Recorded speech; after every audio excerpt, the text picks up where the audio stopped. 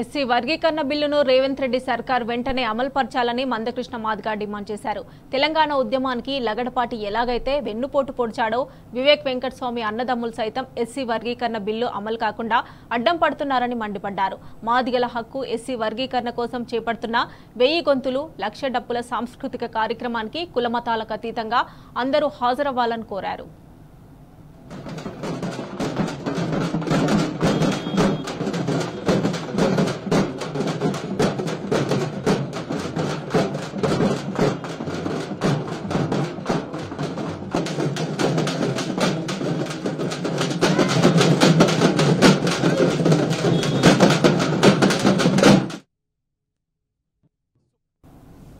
ఇచ్చిన తీర్పును ఇంకా ఆలస్యం చేయకుండా తెలంగాణ రాష్ట్ర ప్రభుత్వం వెంటనే ఎస్సీ వర్గీకరణ అమలు చేయాలని చెప్పి రాష్ట్ర ప్రభుత్వాన్ని మరోసారి డిమాండ్ చేస్తున్నాం. ఫిబ్రవరి 7న హైదరాబాద్లో నిర్వహించబోయే లక్షల డప్పుల మాదిగల గుండె చప్పుళ్ళనే మహోత్తరమైన సాంస్కృతిక కార్యక్రమంలో అన్ని వర్గాల భాగస్వాములు కావాలని, అందులో భాగంగా న్యాయ వ్యవస్థ కూడా ఇందులో భాగస్వాములు కావాలని చెప్పి నేను న్యాయమూర్తులకి, న్యాయవాదులందరికీ, సామాజిక న్యాయం కోరే ప్రతి శక్తులకి నేను విజ్ఞప్తి చేస్తున్నా.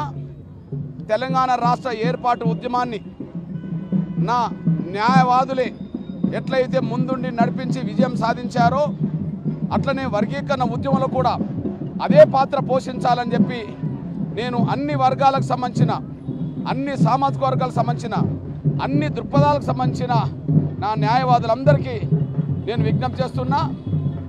తెలంగాణ రాష్ట్ర ఏర్పాటు ప్రక్రియ ముందుకు సాగుతున్న దశలో ఎట్లయితే సీమాంధ్ర భూస్వామ్య పెట్టుబడిదారు వర్గం అడ్డుకునే ప్రయత్నం చేస్తే వందలాది మంది చనిపోవాల్సిన పరిస్థితి తెలంగాణలో వచ్చింది.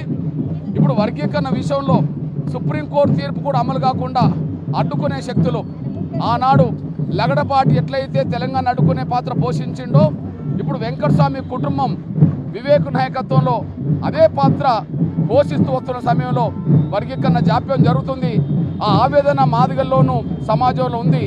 అదే సమయంలో వర్గీకరణ లేకపోవడం వల్ల, ఉద్యోగ నియామకాలు చేపట్టడం వల్ల మాదిగలకు మిగతా దళిత కులాలకు అన్యాయం జరుగుతున్న ఈ సమయంలోనే తప్పకుండా వర్గీకరణ అమలు చేయాల్సిన బాధ్యత ఉన్నదనే విషయం కూడా రేవంత్ రెడ్డి గారికి, ముఖ్యమంత్రికి నేను విజ్ఞప్తి చేస్తున్నా. ఈ విషయంలో సంఘీభావంగా నా హైకోర్టు న్యాయవాదులు, అదే సమయంలో బార్ కౌన్సిల్ మొత్తం ఇవాళ వర్గీకరణ ఉద్యమానికి సంఘీభావంగా ఇవాళ ముందుకు రావడం అనేది చాలా సంతోషం.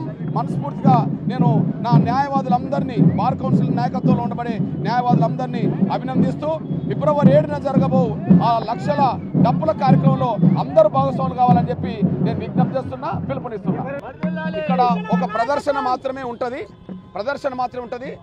కుల, మత, రాజకీయాలు, దృక్పథాలకు అతీతంగా రేపు ప్రపంచంలో ఎక్కడ కూడా అట్లాంటి సాంస్కృతిక ఉద్యమం ఎవరు జరపలేదు.